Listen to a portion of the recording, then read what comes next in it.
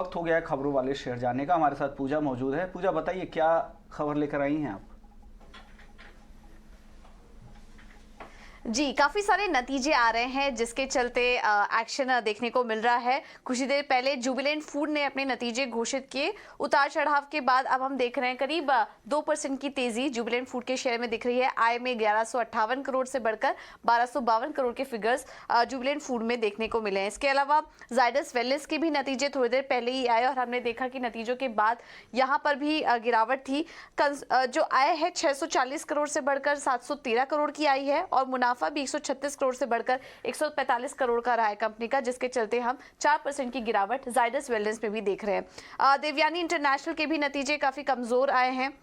आय में यहाँ पर बढ़त जरूर आई है लेकिन मुनाफे में गिरावट दर्ज हुई है, जिसके चलते देवयानी इंटरनेशनल का स्टॉक भी करीब 4% नीचे इस वक्त कारोबार कर रहा है। अब LIC हाउसिंग फाइनेंस के नतीजों की बात करें तो यहाँ पर भी एक्शन है। नतीजे अच्छे आए थे लेकिन नतीजों के बाद हमने स्टॉक में दबाव देखा। मुनाफा वसूली हावी है और करीब 4 से 5% की वीकनेस के साथ LIC हाउसिंग का स्टॉक कारोबार कर रहा है। NIM मुनाफा दोनों उम्मीद से बेहतर, एसेट क्वालिटी में सुधार हुआ था लेकिन उसके बाद देखिए 6% की गिरावट इस वक्त LIC हाउसिंग फाइनेंस के नतीजों में देखने को मिल रही है। अमर इंटरप्राइजेस के नतीजे काफी शानदार आए हैं। आय में 55% की बढ़त और कामकाजी मुनाफा देखेंगे तो वहां पर 62% की ग्रोथ देखने को मिली है। स्ट्रॉन्ग नंबर्स अमर इंटरप्राइजेस के 13% की बढ़त के साथ ये स्टॉक इस वक्त कारोबार कर रहा है।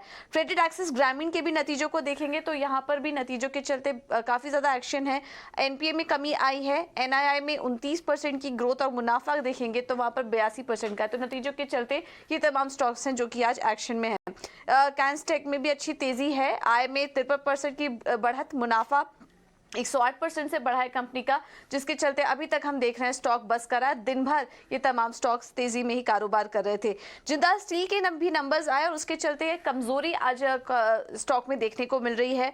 आय में देखेंगे तो करीब 4.5% की गिरावट, कामकाजी मुनाफा 28% गिरा है कंपनी का, इसलिए सुबह से ही स्टॉक कमजोर है और एक करीब 5% की वीकनेस के साथ जिंदाल स्टील का स्टॉक भी कारोबार कर रहा है। और आखिर में बात करते हैं मान इंडस्ट्रीज की। यहाँ पर भी बाजार खुलने के बाद खबर आई कंपनी एक बड़ा ऑर्डर मिला, करीब 500 करोड़ का ये ऑर्डर मिला। और इसके अलावा स्टॉक पर फोकस रखिए, कल कंपनी के नतीजे भी आने वाले हैं और इन तमाम खबरों के चलते मन इंडस्ट्रीज के स्टॉक में करीब 3.5% से ज्यादा की बढ़त इस वक्त देखने को मिल रही है।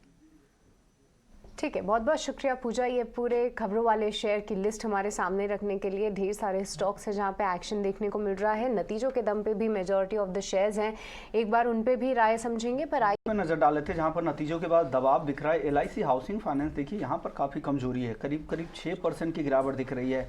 मंदार, क्या करना चाहिए यहाँ पर LIC हाउसिंग फाइनेंस में?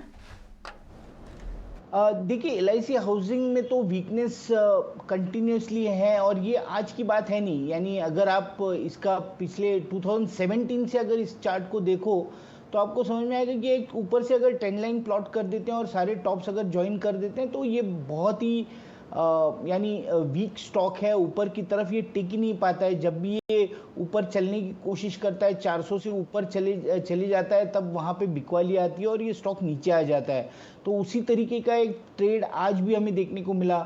यानी पिछले अगर 1-1.5 महीने में देखते हैं तो इस स्टॉक में बहुत ही बढ़िया एक अपमूव बना था। यानी 320 के लेवल से ये स्टॉक ऊपर में 390 तक चला, लेकिन अब आज के दिन में जिस तरीके का सेलिंग स्टॉक में चल रहा है, ऐसे लग रहा है कि ये स्टॉक आगे जाते हुए और डाउनसाइड्स हमें दिखा सकता है।